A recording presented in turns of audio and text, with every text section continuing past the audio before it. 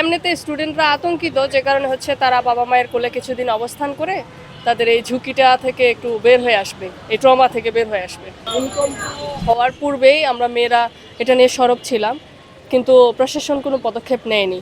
তো এখন শুধু অপরাজিতা ভবন না, ছেলেদের অনেকগুলো সলিমুল্লাহ মুসলিম হল, তারপর হচ্ছে হাজী মোহাম্মদ মহসিন হল সহ অনেকগুলো হলের অবস্থা খুবই করুণ, প্রায়ই পলেস্তরা খসে যাওয়ার মতো অবস্থা আমরা দেখতে পাই।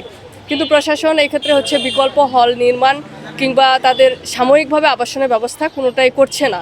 এর আগে আরো 2-3 বার হয়েছিল, বাট এটা এক্সট্রিম লেভেলের হয়েছিল, এটা বেশি সবাই ফিল করতে পেরেছে।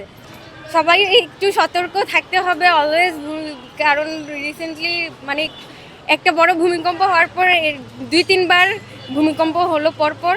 তো এখন সবাইকে সতর্ক থাকতে হবে খুব। আতঙ্কিত এবং আমি এগ্রি করতেছি, আমি বাসায় চলে যাচ্ছি। আমরা হচ্ছে জগন্নাথ হলের, তো আমরা ওরকম, আমাদের বিল্ডিং হচ্ছে নতুন, বিশেষ করে হলপাড়ার যে বিল্ডিং গুলো অনেক পুরাতন বিল্ডিং, ওরা মনে হয় আতঙ্কিত অনেক বেশি, বিশেষ করে আমাদের আপুরা